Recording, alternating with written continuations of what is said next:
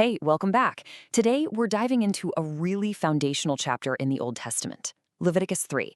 And tucked away in these ancient instructions, we find one of the most beautiful pictures of worship and real fellowship in the entire Bible. It's called the peace offering. So let's get into it and uncover what it's all about. It's a fair question, right? I mean, we look at a book like Leviticus, and it's easy to just see a bunch of ancient rituals and laws, but buried deep inside these instructions is a profound answer to how we can find true peace and, real fellowship with God. This chapter isn't just about a ritual. It's actually a roadmap to communion. So, what was a peace offering? Well, unlike a lot of the other offerings that were for sin, this one was completely voluntary. It came from a heart that was just overflowing with gratitude, or from a simple, genuine desire to be close to God. And what's so amazing about it is that it all ended in a shared meal. Think about that. The person bringing the offering, the priests, and God himself all shared in it. It was this powerful symbol of a restored relationship and just joyful communion. But for this incredible act of communion to even take place, God laid out some really clear conditions. And the first one, maybe the most important one, was all about the quality of the offering itself. It couldn't just be any old animal from the flock. The scripture is so clear. The offering had to be without blemish. And this wasn't just about physical perfection, making sure it didn't have any scars or sickness. This was a deep spiritual principle. It meant bringing your absolute best, not your leftovers, not what was easy, but the finest thing you had to offer. It's a powerful act of honor, showing just how worthy the one receiving the gift is. And of course, it points ahead to the ultimate, perfect offering that would one day be made for all of us. And just look at the consistency here. It's so powerful. Whether an Israelite brought an expensive bull or a more common goat, the main requirement never, ever changed. It had to be without blemish. This tells us that God wasn't focused on the monetary value of the gift. He was focused on the quality of the heart behind it. It made a way for everyone, whether you were rich or poor, to come and bring their unblemished best. Okay, so let's move on to the ritual itself, because this was not some cold, mechanical process. Not at all. Every single step was packed with personal meaning for the worshiper. The personal involvement here is just so crucial. First, the worshiper would lay their hands on the animal's head.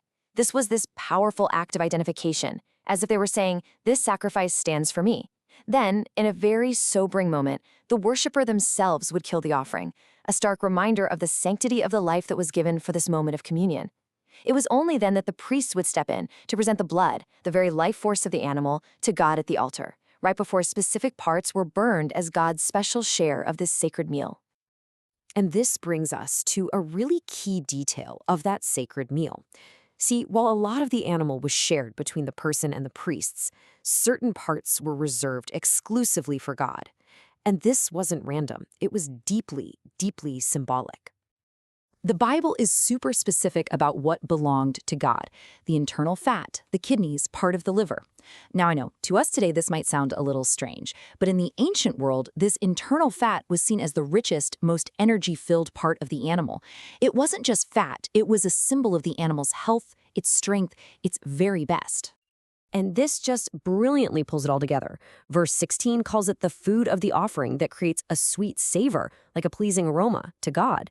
And then it says it right there, plain as day, all the fat is the Lord's. By giving God the richest part, the worshiper was showing in a very real way that God gets the first and the absolute finest. It's an act of just profound honor and devotion. So the chapter then wraps up, not just with instructions for that one ritual, but with a command that would echo through all the generations of Israel.